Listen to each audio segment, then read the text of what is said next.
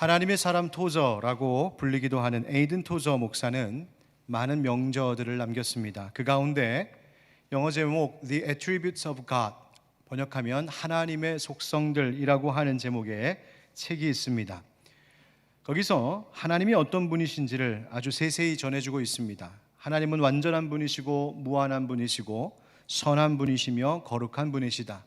하나님은 공의롭고 자비롭고 은혜로우신 하나님이시며 또 무소부재하시고 우리 안에 내재하고 계신 하나님, 그리고 스스로 존재하시는 하나님이요 초월적인 하나님이시며 영원하시고 전능하신 하나님이시다 등등, 그렇게 하나님이 가지고 계신 그 하나님의 속성을 하나하나 20챕터에 걸쳐 성경적인 근거를 들어 친절하게 설명해 주고 있습니다.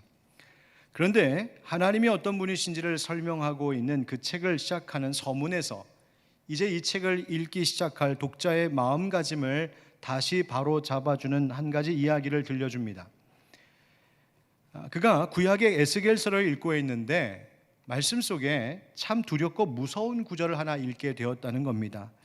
그것은 바로 에스겔서 10장에 나오는 이야기인데요, 성전 환상에 대한 것입니다. 거기에는 이런 구절이 나옵니다. 에스겔서 10장 4절과 5절에 여호와의 영광이 그룹에서 올라와 성전 문지방에 이르니 구름이 성전에 가득하며 여호와의 영화로운 광채가 뜰에 가득하였고 그룹들의 날개 소리는 바깥들까지 들리는데 전능하신 하나님이 말씀하시는 음성 같더라. 아멘. 여러분, 이 말씀이 묘사하고 있는 것은 하나님의 그 거룩한 성전에 주의 임재가 있어 그 빛나는 영광이 그곳에 가득한 모습을 이 에스겔이 목격했다는 겁니다. 자, 그런데 문제는 이 말씀 이 뒤에 이어지는 내용을 보면 이스라엘의 죄악을 더는 참을 수 없으셨던 하나님께서 그 모든 영광, 이스라엘의 백성들과 그 성전 위에 가득 임했던 모든 영광을 하나님이 다 거두시고 그 성전을 떠나시는 이야기가 나옵니다. 여러분 생각해 보세요. 이스라엘이 이스라엘일 수 있었던 것은 하나님이 그들을 택하시고 하나님이 그들과 함께 하셨었기 때문입니다. 이스라엘 백성이 하나님의 백성으로 구별될 수 있었고 선택될 수 있었던 것은 그들이 다른 민족에 비하여 수가 많거나 뛰어난 능력을 가지고 있어서가 아니라 그저 하나님이 그들을 사랑하시고 택하셔서 하나님이 그들과 함께 하셨었기 때문입니다. 그런데 그 하나님의 놀라우신 영광이 그들에게서 떠났으니 이스라엘 백성에게는 가장 크고 중요한 것을 잃어버린 비극이었습니다. 결국 이스라엘 백성들은 하나님께서 예수 그리스도를 통하여 이 땅에 오시기까지 그 어두운 때를 지나가야 했습니다. 이 말씀을 읽던 토저는 두려움을 느꼈다 고백합니다. 왜냐하면 혹시 하나님의 영광이 떠나버린 그 성전의 모습이 지금 우리들의 모습이 아닐까 하는 두려움 때문이었습니다. 우리 그리스도인들이 우리 교회의 영적 상태가 비극적으로 쇠퇴하는 것은 우리가 하나님이 어떤 분이신지를 망각했기 때문이라고 진단했습니다. 마치 하나님의 영광이 떠난 이스라엘처럼 우리 그리스도인들이 하나님의 위대하신 능력을 잃어버리고 하나님이 어떤 분이신지를 모르고 그렇게 하나님께서 얼마나 크신 분이신지를 잊어버리고 산 결과가 아닐런지 두려웠다는 말입니다. 우리의 신앙과 교회가 날이 갈수록 저급해지고 얄팍해지고 경박하게 되는 것은 하나님이 얼마나 크고 위대하신 분이신지를 알지 못한 채 그 높으신 하나님을 자꾸만 우리들 수준, 인간의 수준으로 끌어내려 생각하려고 하는 그 무지와 오만함 때문이라고 진단했습니다. 이 이야기는 20세기 초의 교회를 보면서 한 말입니다. 그렇다면 거의 100년이 지난 지금 21세기 초의 이 교회들의 모습을 보면서 그는 뭐라고 또한 말을 할까요? 그는 계속 이렇게 말합니다. 하나님을 끌어내리지 말라고 합니다. 하나님을 사람의 수준으로, 내 수준으로 끌어내리지 말라고요. 영광스러운 하나님, 그 하나님을 내 수준으로 끌어당기는 것이 아니라 하나님의 높으심을 인정하고 그분을 높이는 삶을 살라고 말씀합니다. 이 시대의 교회의 영광이 회복되기를 우리는 다 바라고 있습니다. 능력 있는 그리스도인으로 다시 회복되기를 우리가 원하고 있습니다. 그런데 그 길은 다름이 아닌 바로 하나님께서 우리보다 뛰어나신 하나님이심을, 하나님이 우리와 다른 창조주 하나님이심을 인정하는 것으로부터 시작한다는 사실을 잊지 말아야 합니다. 이것은 교회 전체를 두고 말할 수도 있겠지만 우리 각 사람의 신앙생활에도 적용할 수 있습니다. 사람이 하나님에 대해서 생각하고 하나님을 바라볼 때 우리가 범하는 큰 실수 중에 하나는 하나님을 자꾸만 인간 수준, 내 수준으로 가늠해 보려고 하는 시도입니다. 예를 들어 이런 겁니다. 내가 할 수 없으면 하나님도 할 수 없다 생각합니다. 내가 모르면 하나님도 모르실 거라 생각합니다. 내가 해결할 수 없는 일이면 하나님이라고 해도 딱히 답이 없을 거라고 여기는 우리의 오만함입니다. 세상 사람들은 또 어떻습니까?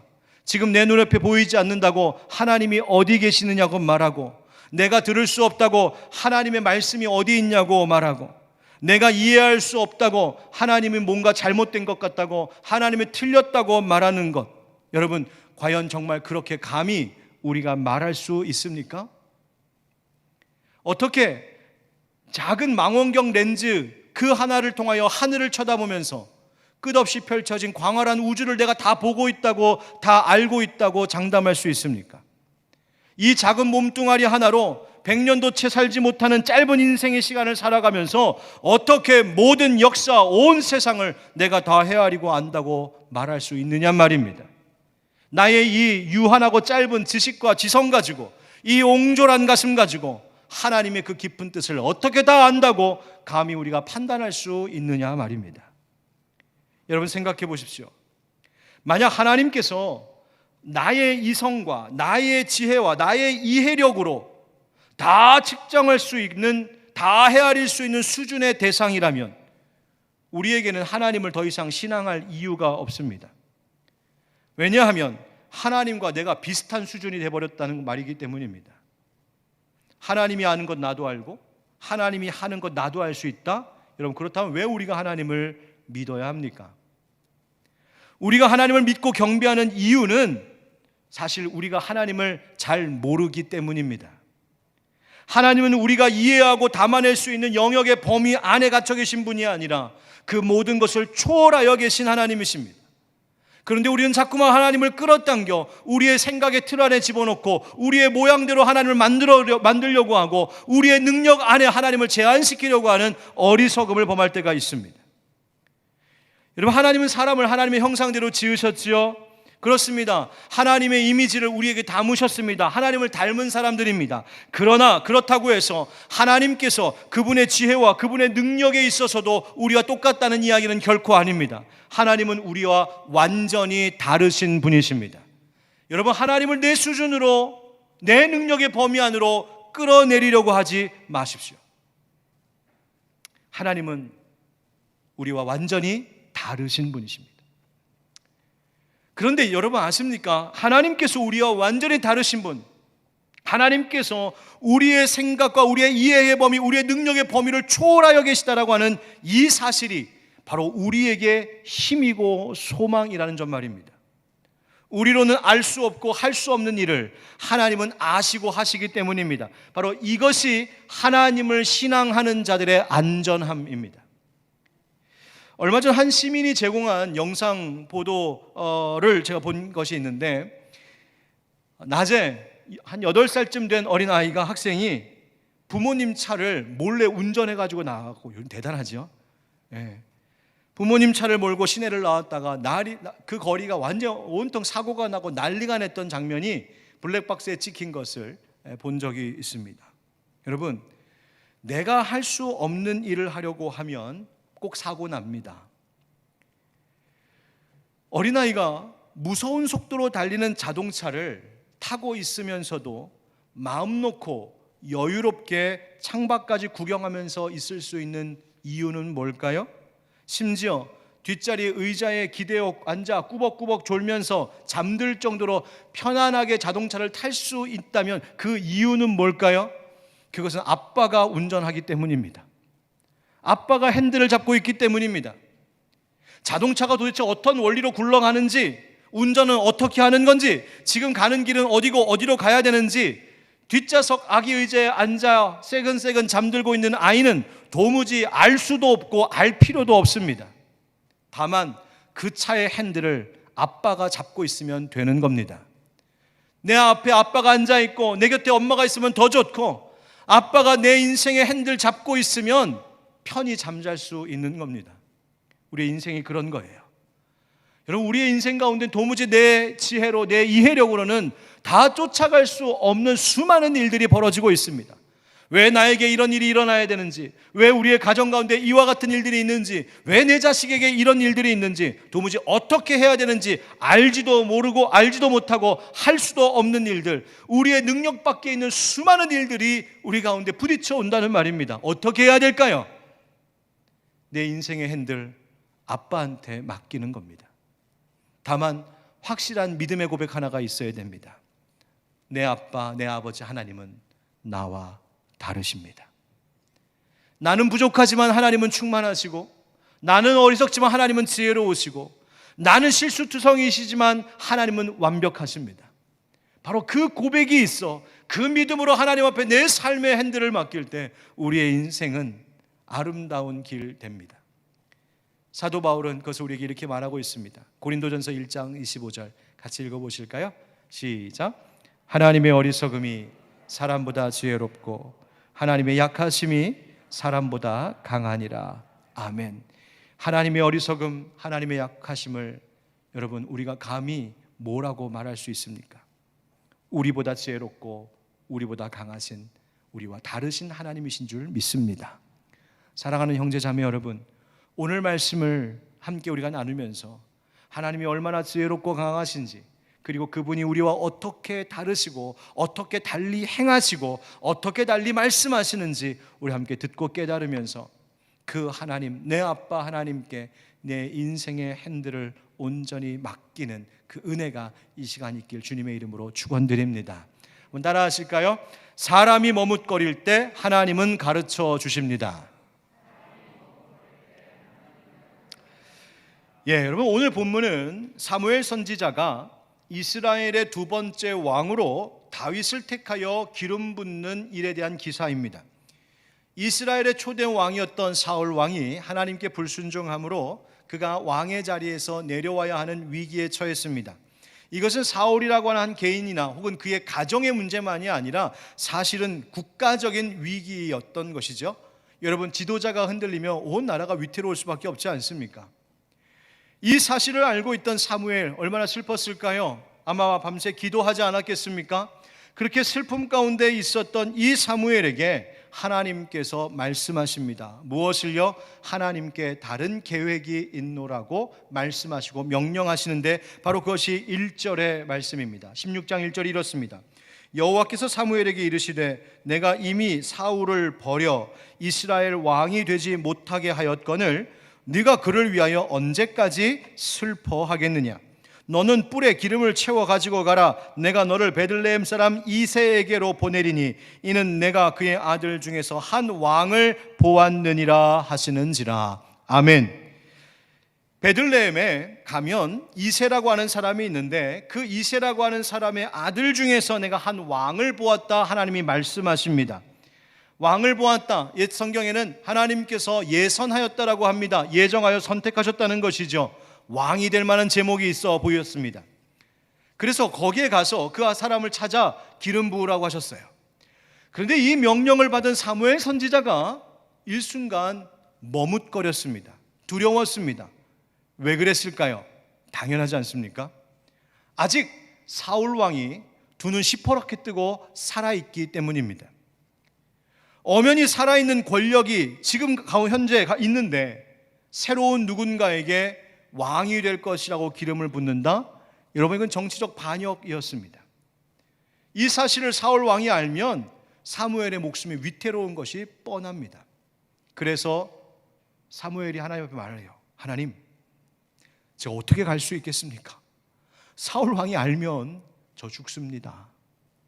그래서 하나님께서 다시 말씀하시죠.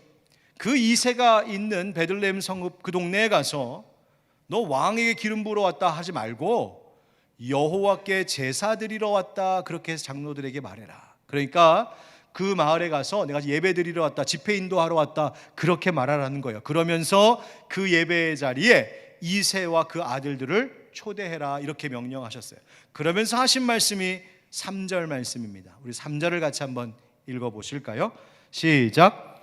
이새를 제사에 청하라. 내가 네게 행할 일을 가르치리니 내가 내게 알게 하는 자에게 나를 위하여 기름을 부을지니라. 아멘. 아멘. 머뭇거리며 가지 못하고 있는 사무엘 선지자에게 하나님께서 뭐라고 말씀하셨어요? 내가 너에게 행할 일을 가르치겠다. 여러분 기억하십시오. 하나님은 우리가 모를 때, 우리가 주저하며 머뭇거렸을 때, 우리가 나아갈 수 없어 멈춰 있을 때 우리가 어떻게 해야 될지를 가르쳐 주시는 좋으신 하나님이신 줄 믿습니다. 상황과 형편을 보면서 머뭇거리고 있는 사무엘에게 하나님께서 어떻게 할지 친히 가르쳐 주시겠다고 약속하셨고 정말 그렇게 말씀하셨어요. 왕의 그 권세에 단칼에 죽을지도 모를 위험한 길이었지만 사무엘은 그저 한 걸음 한 걸음 하나님 가르쳐 주시는 대로 인도함 받고 하나님 가르쳐 주신 대로 해야 할 말 하면서 가면 되는 거였습니다. 사무엘은 그저 하나님 말씀 잘 듣고 따르기만 하면 되는 거였어요. 달라스 윌라드라고 하는 사람이 하나님의 모략이라고 하는 참 좋은 책을 썼는데 거기에 보니까 그는 이렇게 말하더군요. 우리는 모두가 다 누군가의 제자입니다. 즉 우리는 분명 누군가로부터 인생 사는 법을 배웠다는 겁니다. 이 땅에 사는 사람 중에 어느 누구도 홀로 살아가는 사람이 없다. 모두가 다 누군가에게 배우며 살아간다. 인간이란 다른 이들로부터 살아가는 법을 배우고 계속 배워야 하는 피조물이기 때문이라는 겁니다. 그래서 아리스토텔레스는 우리가 부모에게 지는 빚보다 어쩌면 스승들에게 지는 빚이 더 크다고 말했을 정도입니다. 부모는 우리에게 생명을 주지만 스승들은 선한 삶을 가르쳐 주기 때문이라는 이유에서입니다. 여러분 우리의 인생을 돌아보십시오. 인생의 처음에 우리 부모님이 나의 스승이 되어 주십니다. 모든 살아가는 법을 부모님께로부터 배우기 시작합니다. 그리고 조금 더 나아가 가까운 가족들, 형제 자매들로부터 배웁니다. 결국 그들의 제자가 되는 겁니다. 그리고 성장하면서 유치원에 가고 학교에 가면서 그곳의 선생님으로부터 배우며 선생님의 제자가 되고 또 주변에 영향력 있는 친구들로부터 배우며 그들의 제자가 되고 더 나아가 뛰어난 어떤 재능과 실력을 가지고 내가 가지고 있는 꿈을 먼저 앞서 이루어간 선배들의 모습을 보면서 배웁니다. 바로 그들의 제자가 되는 겁니다.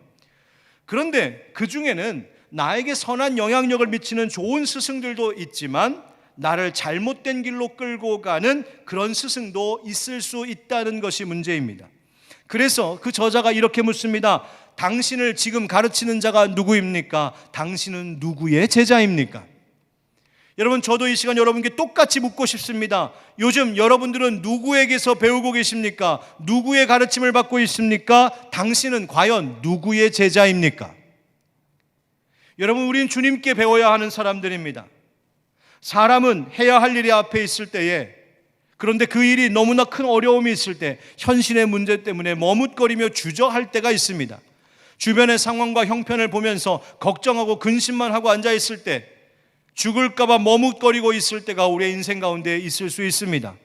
그러나 여러분 기억하십시오. 우리 하나님은 사람을 두렵게 만드는 모든 조건과 형편 속에서도 하나님께서 하고자 하시는 일을 반드시 이루시는 능력의 하나님이신 줄 믿습니다.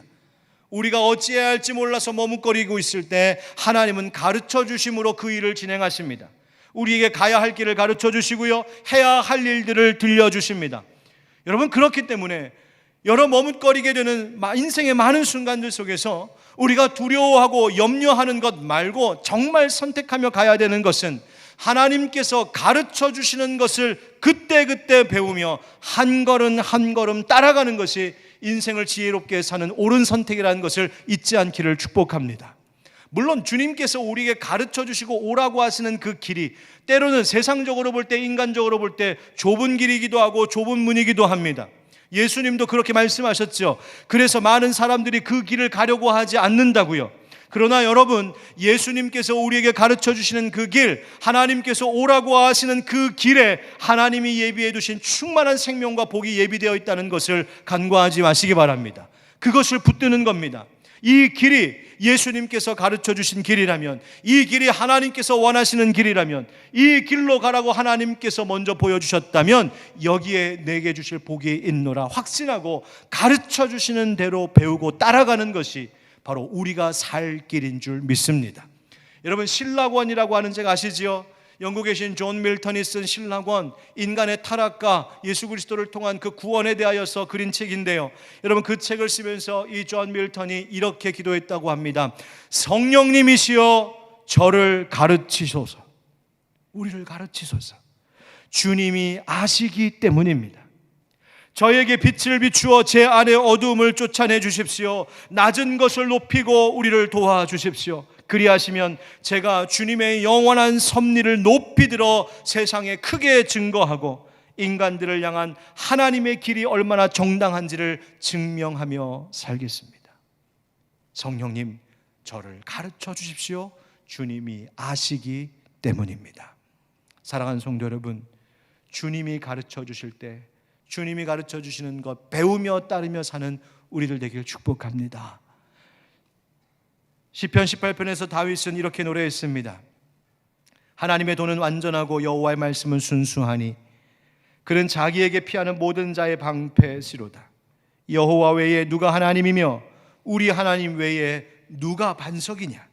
이 하나님이 힘으로 내게 띠띠우시며 내 길을 완전하게 하시며 나의 말을 암사슴 말 같게 하시며 나를 나의 높은 곳에 세우시며 내 손을 가르쳐 싸우게 하시니 내 팔이 놋 활을 당기도다. 아멘.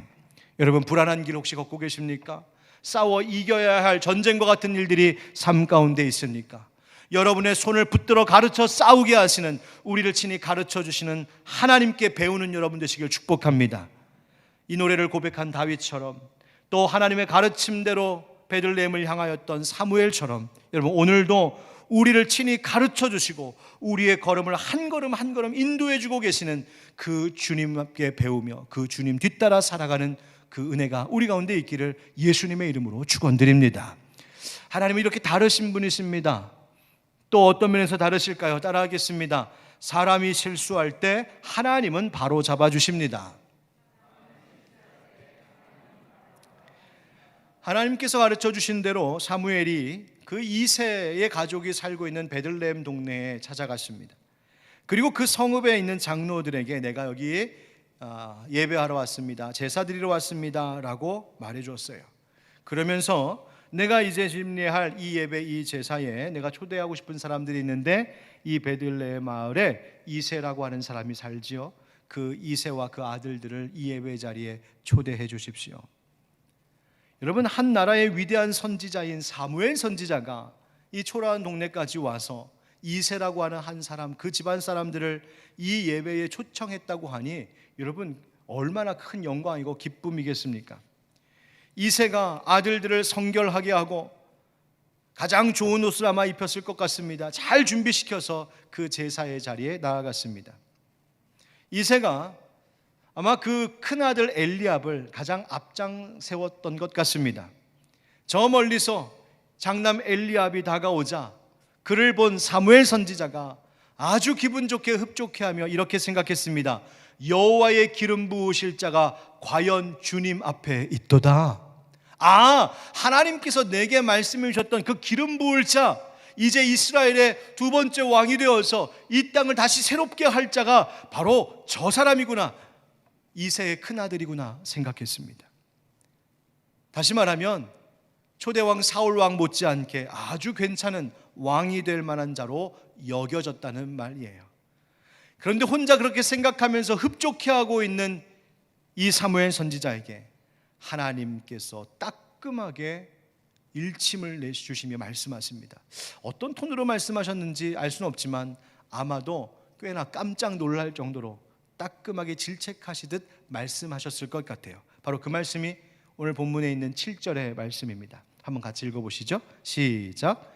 여호와께서 사무엘에게 이르시되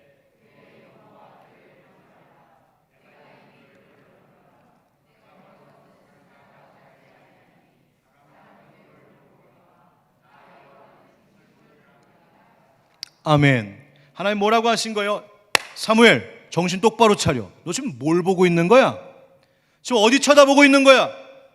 고개 숙이지 말고 똑바로 쳐다봐. 여러분들이 하는 말 아닙니다. 네. 잘 봐. 내가 보는 것과 똑같은 걸 봐야 돼. 하나님은 외모를 보지 아니하시고 중심을 보신다고 말씀하고 계십니다. 왜 이렇게 말씀하셨을까요? 여기서 하나님께서 말씀하시는 외모는 뭐고 중심은 뭘까? 외모는 그 말 그대로 얼굴, 그 겉모양을 이야기하는 겁니다. 그 얼굴의 뛰어남, 그 멋진 모습을 보고 사무엘이 흡족했던 거예요. 그런데 아니라는 겁니다. 하나님 중심 보신다고 하십니다. 이 중심은 그 심장을 가리키는 단어입니다. 레바브라고 하는 히브리어입니다. 그 말은 뭐냐면 이스라엘 히브리 백성들은 그 심장에 감정이 있다고 생각했고 지식과 지혜가 있다고 생각했고 마음의 양심과 도덕이 있다고 생각했습니다. 그러니까 전 인격과 성품을 두고 하는 말이죠. 하나님은 인간의 겉모습, 외모, 인간의 출신, 배경, 세상적 어떤 자격 그거 보시는 하나님이 아니시라 대신 그 속에 뭐가 있는지 그 속 생각과 속 마음과 그 내면과 전 인격을 감찰하시는 분이라고 말하고 계신 겁니다. 여러분 왜 그렇게 보시는 걸까요? 사람의 마음이 인간이 행하는 모든 행위의 원천이 되기 때문입니다. 그 속에 무엇이 들어있는지를 보면 그가 앞으로 어떻게 행할 것인지를 알 수 있기 때문입니다. 여러분 하나님은 우리의 속사람을 보시는 하나님이십니다. 내 마음이 하나님께 합당한지를 우리 스스로 늘 돌아보아야 될 이유가 바로 여기에 있습니다. 하나님, 내가 겉모양만으로만 예배하지 않게 하여 주십시오. 내 몸만 지금 여기 와서 앉아있지 않게 해주십시오. 하나님, 지금 내가 영상으로 예배 드릴 때 그냥 TV만 켜놓고 컴퓨터만 켜놓고 핸드폰만 켜놓고 앉아있지만 않게 해주십시오. 정말로 내 중심이, 내 마음이 하나님을 예배하고 있게 해주십시오. 우리를 중심을 보신대요. 자, 그런데 사무엘이 그렇게 하지 않았던 거예요. 하나님과 똑같은 관점으로 바라보고 판단했어야 되는데 이때 그러지 않았습니다. 그래서 하나님께서 사무엘과 더 나아가 이스라엘 백성들이 두 번 똑같은 실수를 범하지 않게 하시려고 지금 바로 잡아주고 계신 겁니다. 앞서 이스라엘 백성들이 사울 왕을 세울 때 여러분 생각해 보십시오. 사실 하나님께서는 왕 세우는 것 하나님 뜻 아니었습니다. 사람들이 너무너무 원했기 때문에 하나님께서 그저 그것을 허용해 주셨을 뿐이에요. 하나님께서 기뻐하지 않으셨음에도 불구하고 백성들이 그토록 왕을 원했던 이유가 뭘까요? 그들의 마음, 그 백성들의 마음 속에 있었던 그 동기를 알려주고 있는, 증언해주고 있는 성경의 한 구절이 있습니다. 사무엘상 9장 2절 말씀이에요. 제가 읽어보겠습니다. 기스에게 아들이 있으니 그의 이름은 사울이요 준수한 소년이라. 이스라엘 자손 중에 그보다 더 준수한 자가 없고 키는 모든 백성보다 어깨 위만큼 더 컸더라. 이스라엘 백성들이 사울 왕을 볼 때 이 사울이라고 하는 청년이 키가 훨씬 다른 보통 평균 키보다 훨씬 더 커서 그냥 한눈에 딱 들어오는 멋진 남자였단 말입니다. 상남자였어요. 여러분 성경의 이 증언이 뭘 말하고 있을까요? 당시 이스라엘 백성들이 왕을 세우고자 할 때 왜 그랬는지, 무엇에 관심을 두고 주목하고 있었는지를 말해주고 있는 거예요. 외적으로 뭔가 뛰어나 보이는 장수 같은 인물, 멋진 상남자 같은 사울과 같은 인물 앞에 딱 세우면 다른 족속들이 우리를 얕보지 않을 거야. 자기들도 뭔가 앞에 세우고 싶었던 겁니다. 바로 그것이 실수였어요. 하나님은 지금 사무엘의 실수를 바로잡아 주셨습니다. 외모가 아니라 중심이 합한 막내 다윗을 택하게 하고 계시죠. 여러분 기억하십시오. 하나님은 하나님이 실수가 없으신 분일 뿐만 아니라 하나님이 사랑하시는 자녀된 우리들의 실수를 다시 바로 잡아주시기를 원하시는 하나님이심을 기억하시기 바랍니다. 여러분, 하나님이 우리의 실수를 바로잡아 주신다? 그게 무슨 말인가요? 그것은 하나님께서 나를 포기하지 않으신다는 말이에요. 내가 한번 실수한 것으로 내치시고 포기하신다면 우리가 어떻게 지금 살아갈 수 있을까요? 우리를 버리지 아니하신다는 것이죠. 하나님께서 사무엘을 통하여서 새로운 왕, 하나님의 마음에 합한 사람을 왕으로 세우려고 지금 사무엘의 관점을 고쳐주시고 수정해주시고 바로잡아주시는 것은 하나님께서 이스라엘을 포기하지 않으시겠다는 하나님의 선한 의지였어요. 하나님 우리를 포기하지 않으시는 분이십니다. 1929년 캘리포니아 한 대학에 미식축구 경기가 있었어요. 그런데 그때 한 선수의 이야기가 전해져 오고 있는데요. 전반전이 한 중간쯤 접어들었을 때 상대편이 놓친 공을 한 선수가 딱 가로채서 열심히 달렸습니다. 여러분 미식축구 아시죠? 누가 한 사람이 뻥 차면 저쪽에서 같은 편이 딱 잡아서 그 방향으로 열심히 달려가서 그 골라인에 딱 터치하면 터치다운 하면은 점수를 따는 거예요. 그런데 이게 막 달려가면 다른 팀들이 가라고 이렇게 내어주지 않지 않습니까? 달려들어서 발 잡고 팔 잡아 당기고 막 넘어뜨리죠. 뒤엉켜 막 그렇게 싸우다 보면 자기가 갑자기 어디로 뛰어야 되는지를 순간 방향을 잃어버리기도 하나 봅니다. 일로 뛰어야 되는데 막 뛰다가 막 싸우다가 공을 딱 잡고 반대로 뛰기 시작했어요. 이거 막 달려가면 조금만 달려가면 이 터치다운하면 실점하는 겁니다. 오히려 상대팀이 점수를 먹는 거예요. 큰일 났습니다. 근데 그것을 딱 눈치챈 다른 선수가 그것을 보고서 막 죽어라 쫓아갑니다. 그래서 발을 딱 잡아갖고 넘어뜨렸어요. 그때는 얘가 왜 넘어뜨리나 싶었겠죠. 그런데 이제 전반전이 그렇게 끝났어요. 다행히 점수를 잃지 않고 전반전 끝나고 라카룸에 딱 들어왔는데 자기가 무슨 실수를 했는지 그때 안 거예요. 얼마나 창피했겠어요. 얼마나 미안했겠어요. 나는 이제 끝났구나. 펑펑 선수가 울기 시작했습니다. 나는 이제 가방 싸고 가야 되나 보다. 나 이제 경기 다 못 뛰고 이제 축구 선수 이 선수 생활도 이제 끝났나 보다. 실망하며 울고 있었어요. 선수들이 다 조용했습니다. 코치도 아무 말도 없었어요. 그런데 코치가 이제 후반전에 나갈 준비를 하다가 이렇게 말하는 거예요. 전반전 뛴 선수들 교체 없이 전원 똑같이 후반전 뛴다. 펑펑 울고 있었던 이 실수한 선수가 깜짝 놀랐습니다.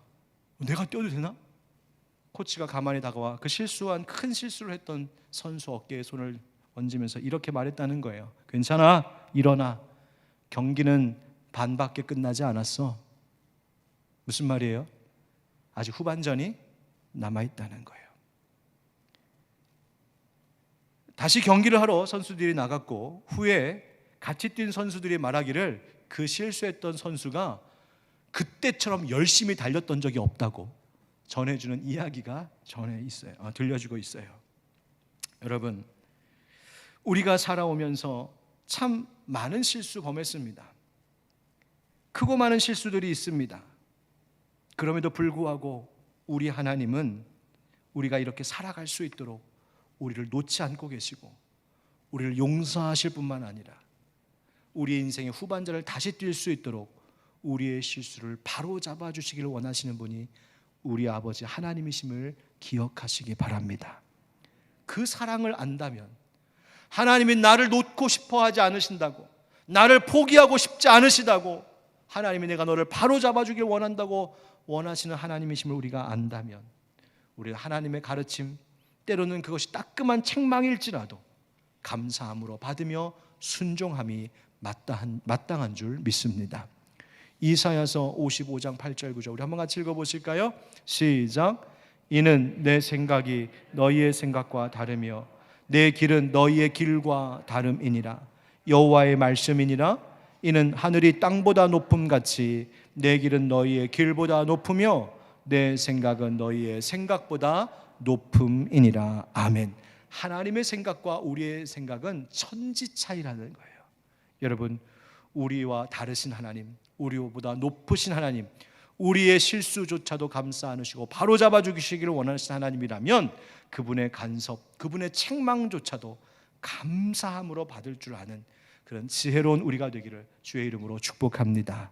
마지막으로 하나님은 어떻게 우리와 다르실까요? 따라하겠습니다. 사람이 할 수 없을 때 하나님은 하십니다. 자, 이새가 데리고 온 아들들 하나씩 선을 보입니다. 맏아들 엘리압을 보였습니다. 근데 하나님이 아니라 하십니다. 그 다음 아들 아비나답도 보이죠. 그런데 하나님이 그도 아니랍니다. 세 번째 아들 삼마도 보입니다. 그도 아니랍니다. 이새의 7 아들을 다 면접했습니다. 근데 다 아니라고 하나님 하시는 거예요. 사무엘이 다시 이새에게 물었습니다. 다른 아들은 없습니까? 그때 이새가 대답하죠. 예, 아직 막내가 남아있긴 한데 그는 양을 지키나이다. 여러분, 아버지 이새의 이 말 속에 담겨있는 의미가 어떤 건지 눈치채시겠습니까? 뭔가 편치 않죠? 뭔가 탐탁지 않죠? 이새가 보기에, 즉 아버지가 보기에도 아직 다윗은 어린 소년이었고 사무엘 선지자 앞에 막 보일 만큼 대단한 인물 아니었다는 겁니다. 그런데 하나님께서 지금 말씀하셔요. 바로 그 막내 아들이 내가 택한 자다. 하나님께서 사무엘을 통하여 다윗의 머리에 기름을 부으십니다. 12절 말씀에 보니까 그의 빛이 붉고 눈이 빼어나고 얼굴이 아름답더라. 빛이 붉다는 것은 붉은 색깔의 얼굴빛, 즉 아직 이 다윗이 아직 어리고 순진한 나이였음을 말하는 거예요.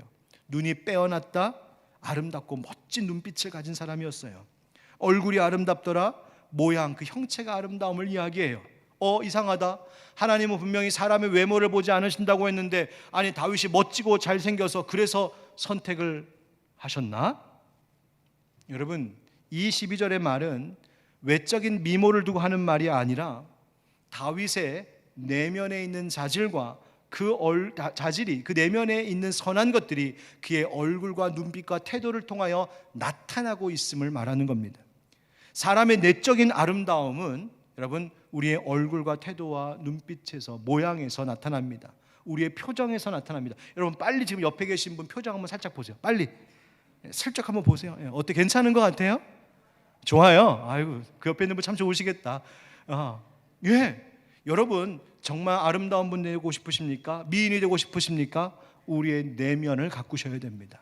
우리의 속사람이 어떠한지가 우리의 표정과 우리의 눈빛과 우리의 자세를 통하여 나타나게 되어 있어요. 자, 그런데 하나님께서 이 좋은 자질을 가지고 있었던 다윗 그 위에 더 중요한 것을 더하고 계십니다. 그게 뭘까요? 13절 같이 읽겠습니다. 13절 시작.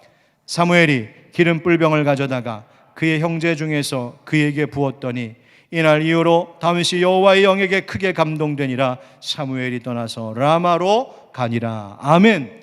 그 괜찮은 인물 다윗 그 위에 하나님께서 기름을 부으시는데 그때 여호와의 영에 감동되었다. 성령으로 기름 부으셨다는 말이에요.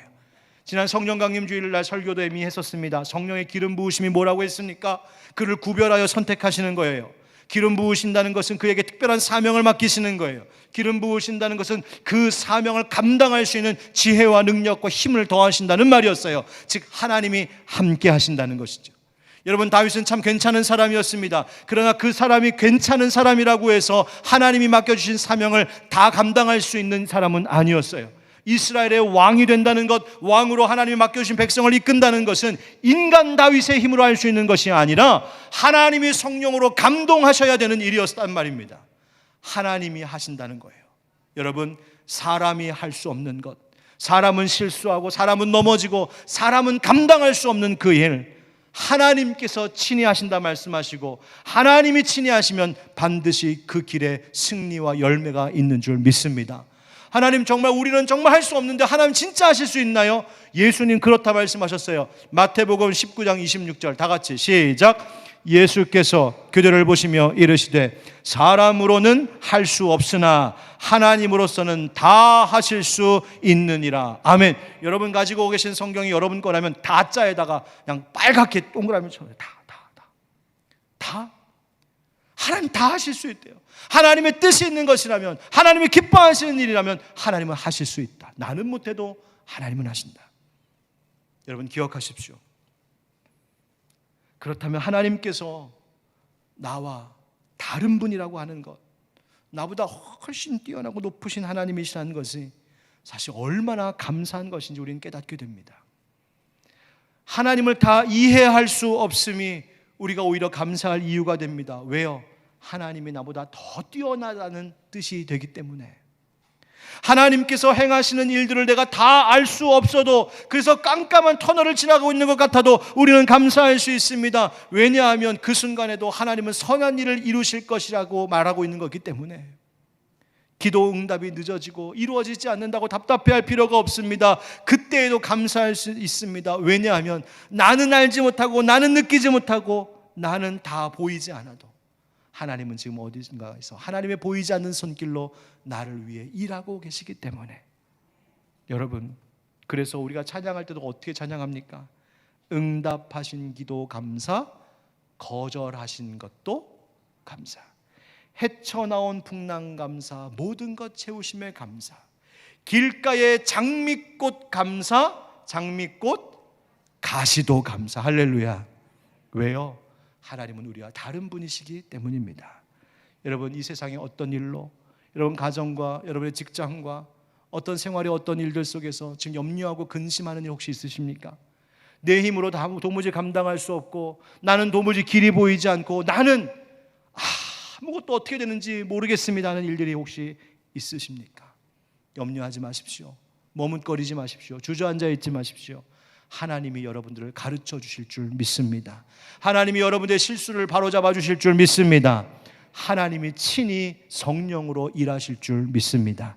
그 하나님 뒤에서 잘 따라가고 순종함으로 하나님 예비하신 은혜와 승리의 주인공들 되시길 주 예수 그리스도 이름으로 축원드립니다. 아멘. 함께 찬양하겠습니다. 오늘 이곳에 계신 성령님, 우리에게 말씀하시고 우리를 가르치소서. 오늘 이 찬양 함께 주님 앞에 드리겠습니다.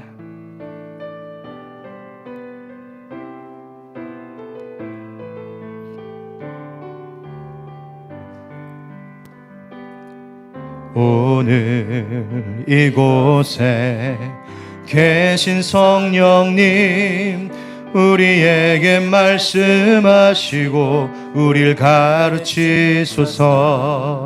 닫힌 우리 맘 열어주시고 주의 빛으로 밝혀 우리를 인도하소서. 우리 다시 한번, 오늘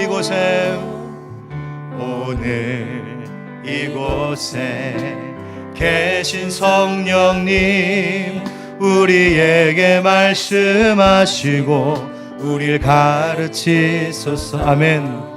닫힌 우리 마음 열어주시고 주의 빛으로 밝혀 우리를 인도하소서. 주님보다 앞서지 않고 겸손하게 주님의 말씀 기다리리. 주님 손에 우릴 드립니다. 사랑으로 인도하소. 주님보다 앞서지 않고, 아멘. 주님보다 앞서지 않고 겸손하게 주님의 말씀 기다리리. 주님 손 우릴 드립니다. 사랑으로 인도하소. 주님 손에 우릴 드립니다. 주님 손에 우릴 드립니다. 사랑으로 인도하소서. 우리 함께 기도하겠습니다. 하나님, 그렇습니다. 하나님은 우리와 다른 분이십니다. 주님, 우리가 어리석고 교만해서 하나님을 자꾸만 우리의 수준으로 끌어당겨 생각하려 하지 않게 해주십시오. 하나님을 내가 알 수 없고 이해할 수 없다고 하나님을 부정하지 않게 하여 주시옵소서. 하나님, 우리보다 뛰어나신 하나님, 높으신 하나님, 우리의 모든 실수를 바로잡아 주시고 우리를 친히 가르쳐 주시고 성령으로 친히 일하시는 하나님, 하나님께 배우며 따르며 가르침 받으며 나아가게 하여 주시옵소서. 오늘 말씀을 기억하며 우리 주님 한번 부르고 같이 기도하겠습니다. 주여, 하나님 아버지, 오늘도 주님 말씀 주셔서 감사합니다. 성령님 우리 가운데 가르쳐 주셔서 감사합니다. 우리의 어두운 눈을 열어주시옵소서. 우리의 닫힌 귀와 마음을 열어주시옵소서. 그래서 하나님께로부터 배우고 듣게 하시옵소서. 가르쳐 주시옵소서. 내가 할 수 없고 감당할 수 없는 일들, 도무지 내가 어떻게 해야 될지 알 수 없는 그 모든 일들 속에서도 하나님은 여전히 우리를 붙들고 인도하신 하나님이신 줄 믿사오니 주님 앞에 겸손히 엎드리게 하시고 주님께 배우게 하시고, 특별히 우리의 잘못했던 것들, 우리의 실수했던 것들을 하나님 고치려고 하실 때 하나님 우리를 온전히 주님의 손에 맡기는 자들이 되게 하여 주옵소서. 성령님 우리와 함께 하여 주시고 우리의 모든 것마다 주님의 능력으로 일하여 주옵소서. 주님 가르쳐 주옵소서. 가르쳐 주시고 인도하여 주옵소서. 주님이 친히 일하여 주시옵소서. 하나님 아버지, 두려운 베들레헴 길을 가는 그 사무엘에게 내가 네게 행할 일을 가르쳐 주겠다 말씀하신 것처럼 하나님 오늘 우리도 주저하며 머뭇거리고 있는 인생의 발걸음을 향하여 하나님이 지혜로 말씀해 주고 계실 줄 믿습니다. 주님, 우리에게 말씀하시고 우리를 가르쳐 주시옵소서. 보지 못하는 우리의 영안을 열어주시옵시고 듣지 못했던 우리의 영의 귀를 열어주시옵소서. 우리의 마음을 활짝 열어주시어서 주님께서 비춰주시는 밝은 빛으로 우리의 인생길 나아가야 할 바를 알게 하여 주시옵소서. 하나님, 때로는 우리가 교만했습니다. 무지했습니다. 하나님을 자꾸만 내 능력의 한계 속으로 끌어내려 생각하려고 할 때가 있었습니다. 아버지, 주님보다 앞서지 않고 겸손히 주의 말씀 듣게 하시며, 특별히 하나님께서 우리가 실수하고 죄지었던 잘못된 것을 고치시려고 할 때 고집부리지 않고 토기장이 되신 우리 아버지 하나님의 손에 나를 온전히 내어 맡기는 자들이 되게 하여 주시옵소서. 하나님, 우리가 할 수 없는 것 성령님으로 하나님께서 친히 우리와 함께 하시며 주께서 이루실 줄 믿사오니 낙심치 말고 주저앉아 있지 말고 일어나 인생의 후반전을 달려갈 수 있도록 성령님 역사하여 주시옵소서. 하나님이시여, 또 우리의 주변에 어려움을 당한 많은 이들이 있을 줄 압니다. 또 지난주에는 큰 사고가 있어서 가족들을 잃는 우리 국민들의 소식을 또한 들었습니다. 하나님, 우리 이 땅 가운데 있는 모든 악한 범죄와 사건 사고들을 하나님 물리쳐 주시고 불의한 것 부정한 것 몰아내 주시고 하나님 주의 정의로 주님의 샬롬으로 이 땅을 채워 주시옵소서. 또한 하나님, 코로나 감염병과의 싸움 속에서도 승리하게 하시고 속히 모든 일상과 모든 예배가 완전히 회복되어 하나님께 영광 돌리는 이 교회, 우리 모든 사랑들, 우리 모든 하나님의 권속들이 되게 하옵소서. 한 주간도 가는 곳마다 어디에 있든지 주님께서 우리를 지키시고 가르쳐 주실 하나님 찬양하오며 주 예수 그리스도의 이름으로 축복하고 기도드리옵나이다. 아멘. 이제는 우리 주 예수 그리스도의 은혜와 하나님 아버지 크신 사랑과 성령의 교통하심과 그 역사하심이 오늘도 우리보다 앞서가셔서 일하시고 우리를 인도하시고 가르쳐 주시고 우리의 실수도 바로잡아 주시고 성령님으로 우리를 위하여 친히 역사하신다 말씀하신 하나님, 그 하나님만 따르며 나아갑니다 다짐하는 모든 주의 백성들, 성도들 머리 위에 가정과 일터와 사랑하는 이 교회와 온 나라 열방 가운데 영원까지 함께 하시기를 간절히 축원하옵나이다. 아멘.